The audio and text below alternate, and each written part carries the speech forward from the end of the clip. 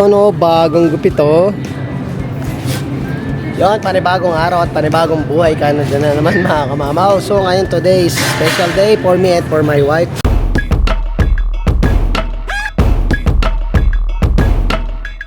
Actually nakalimutan na namin mga kamamaw i-celebrate yung anniversary namin last January 8. Yan, so actually 7 years na kami. 7 years na kami magkaaway mga kamamaw. So, para kami mga asset po sa pero syempre that's part of relationship nga sabi nga nila di ba? Kung may pogi ka naman gantong sukli bakit naman di ka magiging masaya, di ba? So ayun mga kamamaw, balak namin pumunta mamaya sa sa Al's Kitchen dahil nga tutugtog yung kumare namin, yung asawa ni Kuya Ariel Daya guys. So tutugtog sila kasama ang grupo nila is nila Erwin Tan. So shoutout sa inyo. So mamaya celebrate natin at syempre may iwan muna sa atin ang ating alaga. So kami muna ni Mrs. mag-i-enjoy for like around 2 hours na i-celebrate namin ang aming anniversary at the same time mag-banding kami dalawa So iwan ko, wag natin kakalimutan yan mga kamama na minsan bigyan mo rin ng oras yung misis mo. Although sabihin natin na lahat ng ginagawa natin is para sa bata, bakit natin nakakalimutan ng mga ganto-ganto? Pero syempre kung meron naman pagkakataon katulad niyan, magkakaroon tayo ng chance dahil mismo yung anak na namin nagsabi, oh sige, sama mo na si mami, binibigyan pa nga kami panggastos. Sabi ko wag na, kasi ako hindi naman ako iinom dahil syempre tayo ay driver tayo, so ayokong dumating sa point na baka may matikitan pa. At the same time, safe, talaga, ganun talaga ako since then na never ako nag-drive ng nakainom. Para syempre sa seguridad dahil alam naman natin, maliit pa tong anak ko. Ayokong dumating sa point na pagsisihang ko balang araw, diba? So ngayon mag-grocery muna kami. And then after neto, iuwi lang ang grocery, then punta na sa Al's Kitchen. 1 hour later. Mga kamamaw, nakatakas kami dalawa. Masayang-masaya tong isa ngayon Actually mga kamamaw, kasi nga hindi naman namin nasa-celebrate talaga actually yung wedding anniversary namin. So madalang lang talaga sa patak ng ulan. Kaya nagkataon yung isa, maganda yung mood ni ate. Pinagbigyan ito si mami. Actually ako lang dapat ang pupunta dahil na-invite nga tayo ni Kuya Ariel dun sa event kung meron man dun sa may Al's Kitchen, kasi yun nga yung mga bago nga yung venue ng Al's Kitchen ngayon. Napakaganda mga kamamo at napakaluwag actually. Pwede silang mag-concert dun. Maganda yung pwesto ng Al's Kitchen. And actually dun din sa street na yon, lumipat lang sila sa kabilang store. So mas malaki siya. So ngayon ay papunta na tayo. Ayan. Siyempre, date natin ito. Pero syempre para tayo si Cinderella, kailangan before. Oo. Sulitin lang namin siguro mga 2 hours lang kami mag-stay doon para kahit paano makapag-relax. At the same time, masuportahan natin yung kumare natin tsaka si Kuya Erwin Tan doon sa bandang tutugtog sa Al's Kitchen today. Ay mga mama, dito na tayo. So ayun yung bagong ng Al's Kitchen, ayun sa gilid. Yan, dati doon siya sa may bandang dulo, pinakadulong. Ito sa mismo mga hilera ng tindahan na yun, yung pinakadulo siya dati. Ngayon lumipat siya, dalawang tindahan. Ayan. Pero mas maluwag yan, nakita ko na yung loob niyan. So ngayon pakita ko rin sa inyo kung gaano kaganda na yung Al's Kitchen.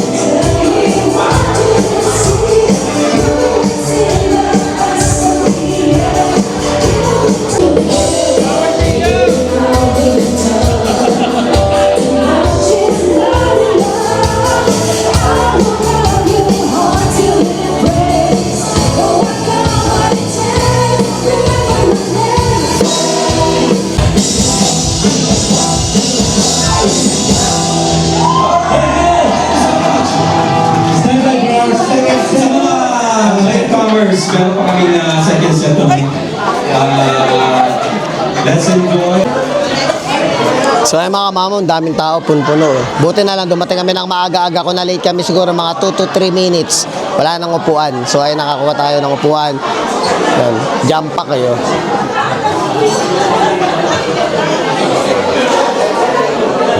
Jump pa kayo.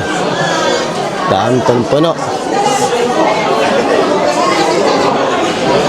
Ayun, sa mga hindi nakakaalam mga kamama, actually before nakapagtrabaho tayo sa sa Filipino restaurant, nakapagtrabaho tayo sa Page tsaka sa Piggy. So yung gantong klaseng environment is talagang sabi nga natin na-experience ko dito sa Canada nung time na pala tayo, medyo bago pa tayo dito kasi usual before tatlong trabaho tayo palagi. Talagang kalabaw tayo noon nung time na yon, hindi tayo nagsasayang ng oras. Until now naman hindi na tayo nagsasayang ng oras, pero ngayon nagbawas talaga tayo ng trabaho for the sake na kahit paano yung anak natin ay may oras tayo. Kasi tsaka at the same time nagkakaedad na rin ako mga kamama, di ba? Not all the time you need to be like do whatever you want to do kapag tumatanda ka. So dapat mayroon na rin siyang limitation when it comes sa trabaho. Enjoy mo rin ang buhay mo. Katulad yan, chill kami ngayon ni Mrs. na kapag makapag-relax kaming konti dahil nga syempre anniversary namin. Ayun, ito hintay lang namin yung server namin, order na kami ng So anong balak mo? Chicken wings? Order ako margarita isa. Wow, ayan. So ako, dito, hindi tayo mag-order ng alcohol. Siguro baka ice lang or soda ang orderin natin, and then pulutan, nakipapak na lang ako sa Chicken wings Ayun, na. chicken wings, tsaka Sa akin, hindi ko alam kung nachos o calamari. so order ka na lang, dalawa, okay na yun. Dalawa lang nga. Oo, kasi dalawa lang kami. Mayroon ba kami hindi namin maubos. Sayang lang, di ba? So, ang mahalaga ito ngayon. Masaya ka ba? Nakalawala ka ng koral. Ito para sa kwento lang. Kailan natin experience yung last time na lumabas na tayo, dalawa lang talaga? Wala nang dumating ka dito, ha? Wala nang dumating. Ilang beses lang. Uy, nanood pa tayo na nung anong pangalan nito? Sine. Hindi, si Donekla. Donekla. Yun, last time. Kaso nga lang, Bago pa ako nakakalungkot lang nun, di ba? Nasira nga yung video ko noon. Nasira video ko noon, mga kamam. Hindi tayo nakapag-vlog dahil nakorap yung video natin. Into Nekla, yun. Parang yun, year 2023. Bago ko malaman na buntis na ako. Pero di ba yung tag Kanya tayo. itong susunod, may padating atang March, magpapareserve na kami ng ticket. Bex Batal. Yung Bex Battalion. So usually kasi yung mga kamama, gusto ko yung mga makukulit na napapanood, lalo pag mga concert dito. Hindi tayo masyadong nakakapunta dahil mahal din ang mahal din ang mahal ang ticket. Siyempre pamilyado tayo, mas more on pinapriority natin ang magkaroon ng budget para dun sa mga dapat na mas importante kaysa sa mga klase ng bili ka ng ticket tapos manunod ka lang ng diba? So ito ngayon, susulitin namin yung 2 hours namin dahil para kami si Cinderella ngayon dahil lakisuyo lang kami dun sa panganay naming anak para makapag-enjoy man lang kami o makapag-celebrate kami ng aming anniversary. Ay sa ating magawa ng drinks. Siya yung may-ari ng Al's Kitchen dito. So halos karamihan ng iba nandito, mga tropa natin yung mga nandyan. Ay grupo-grupo sila ngayon. Yan sa ating gumagawa ng drinks, busy pa eh.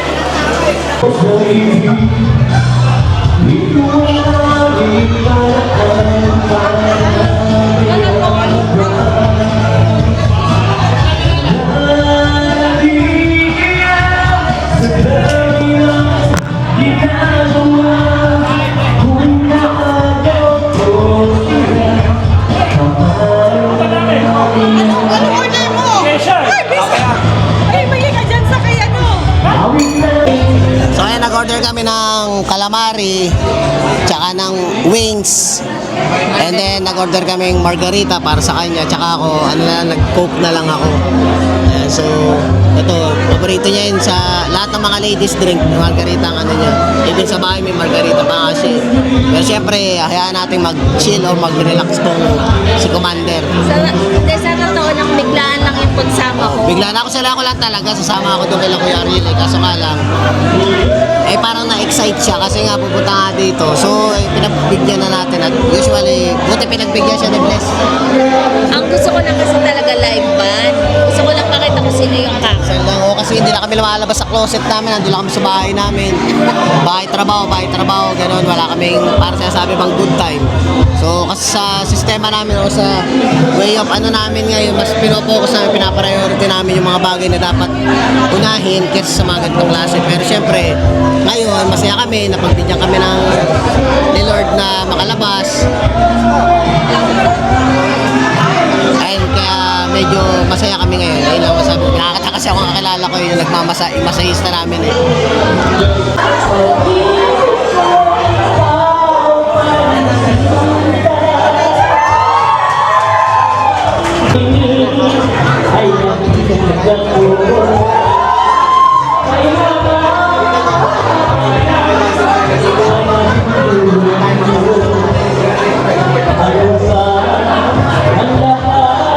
Tiba-tiba na naman yung ano dito, yung server.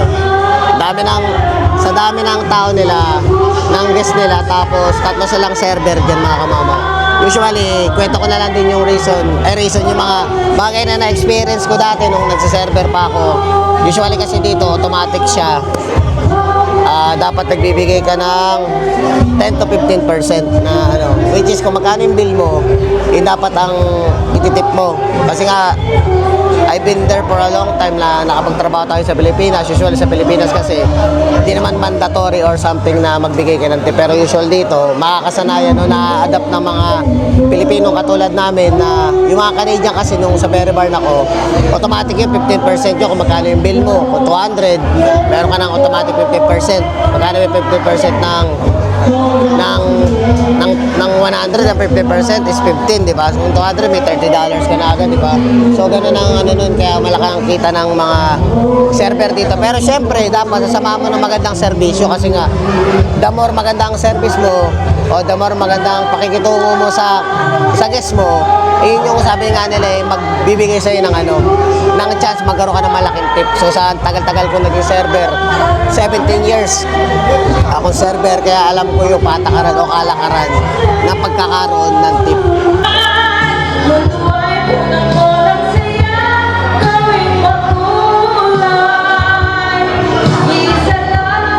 And shoutout sa Friends and Music, sila yung bandang tumutugtog ngayon. Ay, sige, ayun managers. Oy, Erwin!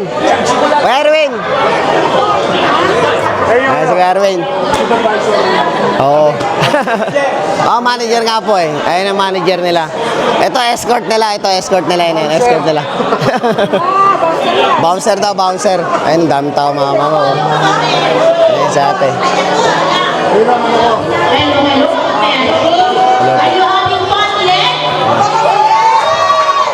Katuwa na naman si Kamamaw nakalaya eh. Tagal din nangyaring ganito. Nagkakata na si ate. Tagal pa. Yung drink sa amin, hinintay namin, nag-order na kami.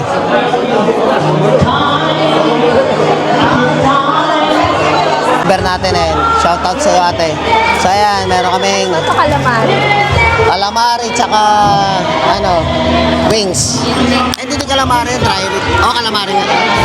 Calamari tsaka chicken wings. Nakamamaw. Yung drinks, nahuli, nauna pa yung pagkain. Medyo busy, kaya dapat medyo intindihin natin dahil dito tayo nanggaling eh. Alam natin pag rush hour talagang daming tao, nakita mo naman, di ba? Kasi ang gumagawa sa bar, si ate lang, yung may-ari, siya yung nagmimix ng mga drinks. Pasensya na mga mama sa pagsasalita ko dahil medyo kumakati ang lalamunan ko at medyo masama nga pakaramdam ko. Sakto. Yan mo yung lemon. Dahil natin drinks, baka mahirinan ako eh.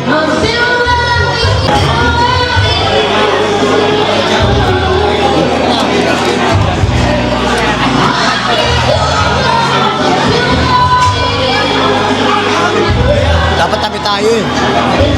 Okay, wala kami para kami magkagalit eh. Date natin. Date natin at magkatabi tayo para tayo magkaaway. Nag-aaway na nga sa bahay, pati dito magkaaway pa tayo. Tama. Kasi parang ngayon lang kita makakatabi.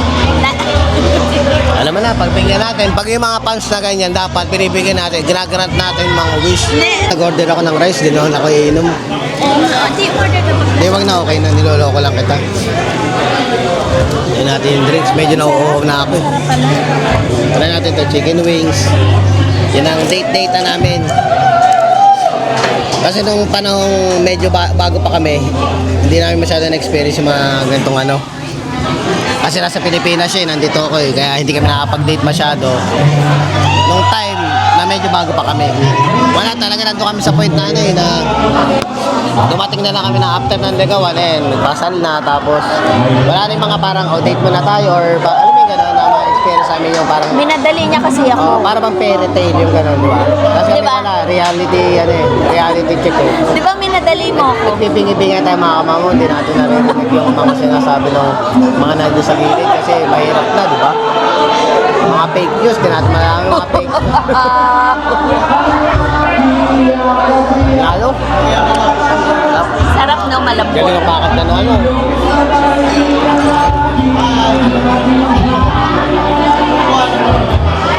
Papak-papak lang. Nilagay nila dito. Sarap. Kuya, ano pangalan, kuya? Ano pangalan mo? Nico. Oo, tinawag pala ako ni Nico. Sabi ni Nico, kamamaw to eh. Shoutout kay Nico. Taga saan nga, Nico? Taga Manila, taga Pandakan, Manila. Piyesta sa amin ngayon. Happy piyesta sa mga taga Pandakan dyan. Welcome dito sa Ars Kitchen, Saskatoon. Enjoy! Follow and subscribe kay Kamamaw Vlog. Let's go dito, Saskatoon, Saskatchewan. Let's go! Ayun kuya, ayun. Ayun, nakatawa. Tinawag kasi niya ako kanina no, nandun ako sa ano. Nasa may bar ako sa Basic Kamamaw yan eh. So ayan, shoutout sa'yo. Idol, ayan, sa mga taga Pandakan, Manila no. Oo, Pandakan, Manila. Nakakatuwa naman kasi kahit pa paano feeling magmukha kang feeling ano, feeling famous eh.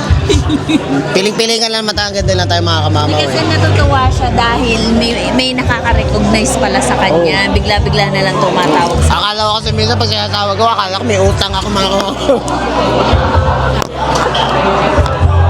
Pero sabi yung mga sabi nga kay Mrs. mga simpleng ganyan. Eh, nakaka-appreciate dahil kahit pa paano, may nanonood ng vlog natin, di ba? Ang sarap, no? Malambot yung calamari nila. Ang sarap. Lalo. Mga kamamaw. Ano to yung kadate ko? Nandun sila. Sa dulo. Nasa dulo sila kupuan. Nasa dulo. Si Kuya Ariel. Ay, nasa dulo. Pinakadulo. Si Richard Cuato kasama natin sa trabaho. Ay, katabi ng speaker. Yung may speaker na katigil sa pader. Ay, sila Kuya Ariel. Ano si Kuya Ariel?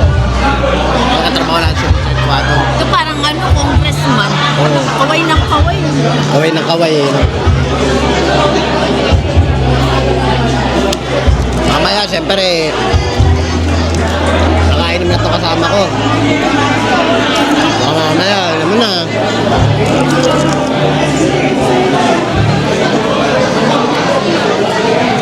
Ay, ano mo na pala siya ngayon, parang feeling ano siya, feeling magjowa muna kami ngayon. At mga mamaya, mga ban, minsan niloloko ko nito.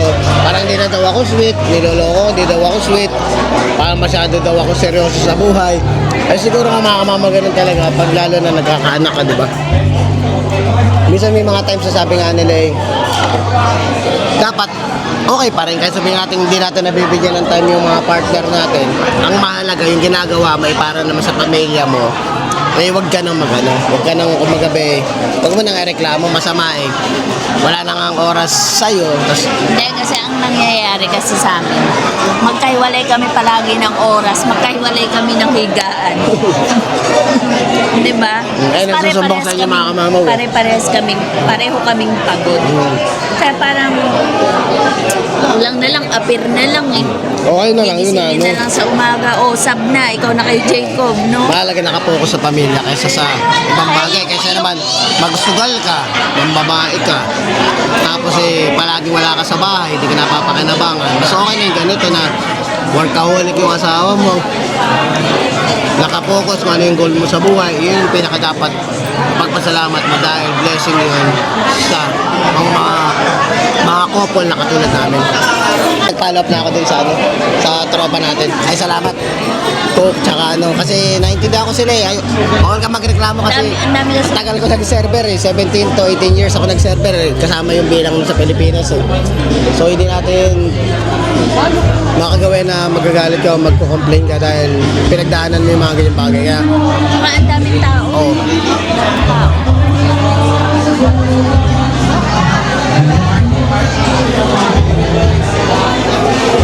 Kasi nga, nag-ano to sa Bentagal, paubos na yung pulutan namin eh. Kuya Joy. Ha? Gusto mo ba? Pamamukap? Gusto mo ba? Palagpagawa ko. Palagpagawa ko. Ano ka sa sila? bayad? Papagawa ako siyempre. May bayad? Malaman natin. Ay, si Kuya Joy. Ayan, boss ko yan dati sa ano, sa Piggies.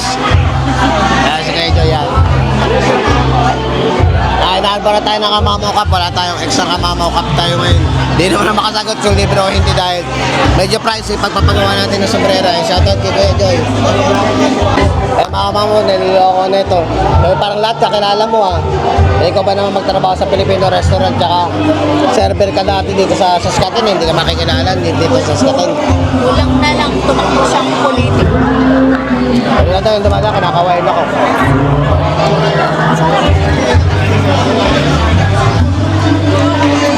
Hindi na masarap, di ba? Hindi ka na lumabas, pero pag nakita ka ng mga dating nakikilala mo na yun, papatiin ka, kakawayan ka.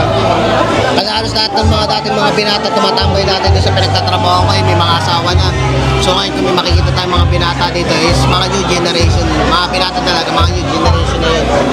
So ngayon, getting old na, kasama ng mga dati nating tropa, yung mga pamilyado na, kung sakaling makakita man ako dito na may kilala sa akin, usual may mga asawa at anak na yun. Pinalo up ko na yung drinks kasi nga parang nakalimutan, pero okay lang dahil sa sobrang dami din ng tao, crowded. So, at least kahit pa paano kakilala natin may-ari, lumapit ako kay ate. In-order mo? Pakita mo. Margarita. Pakita mo strawberry margarita. Cheers! Cheers! Yung mga mama, nag-order pa kami ng calamari. Sarap eh, no? Masarap kainin pag ano, pag yung bagong luto. Kasi pag tumagal na ng mga ilang oras yun, wala na eh. Sarap pagbago. Oo. So until now, lalo yung tao, lalong ano, dumadami pa. Kaya yung iba wala nang maupuan eh. Yung iba naka-standing ovation eh.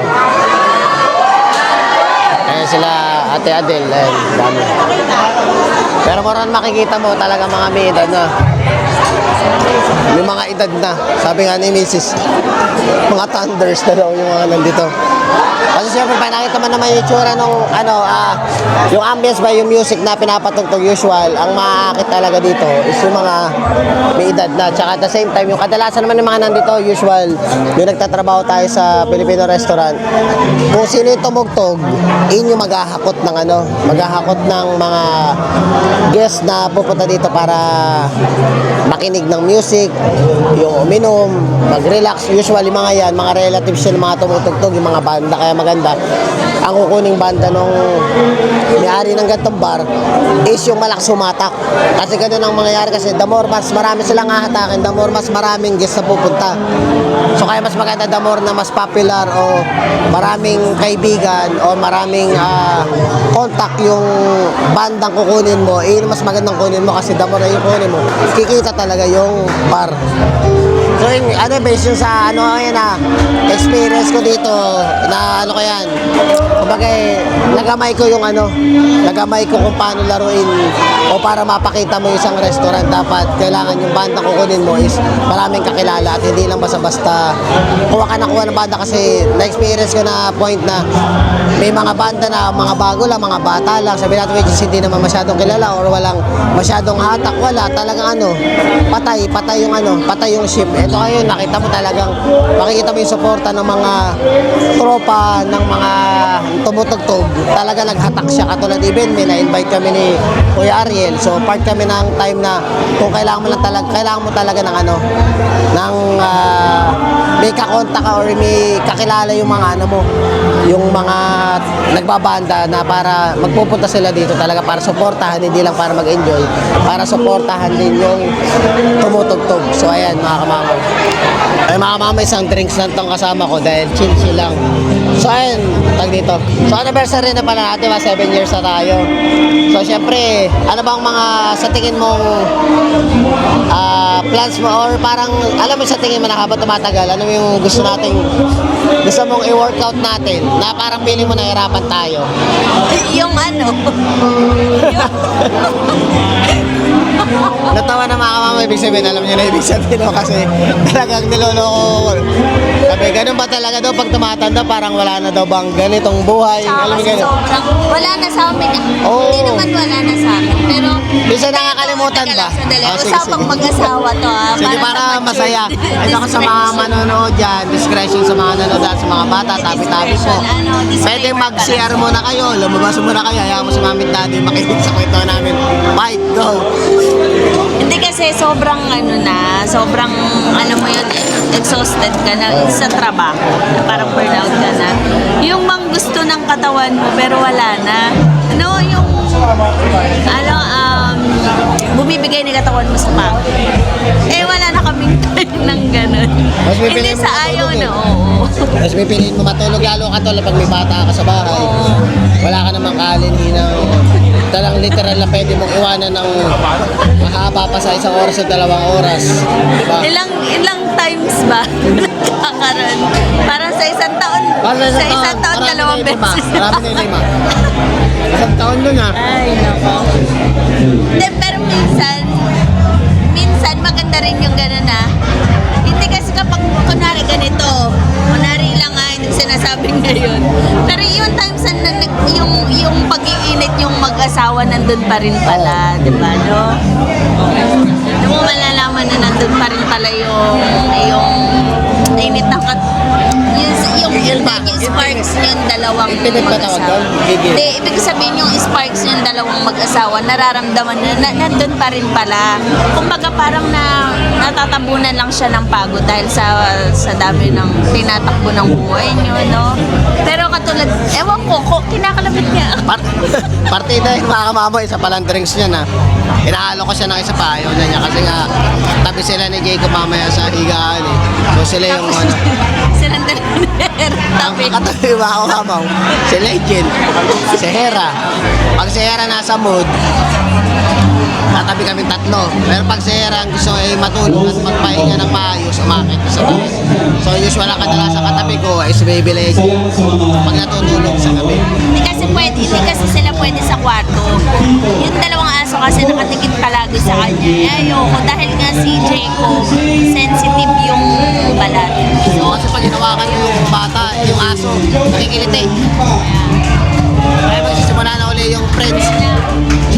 Ay na ulit. Friends. Diaper.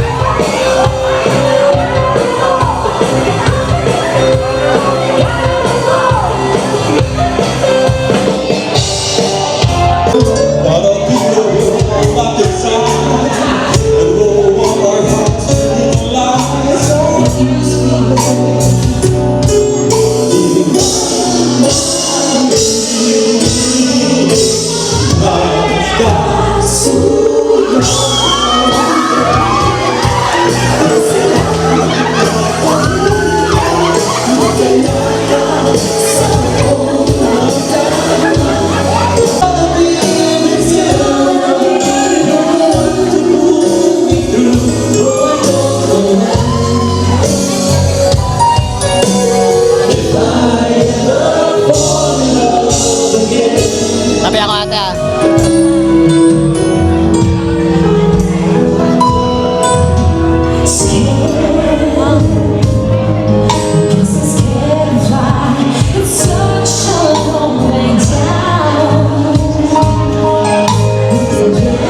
okay lang po.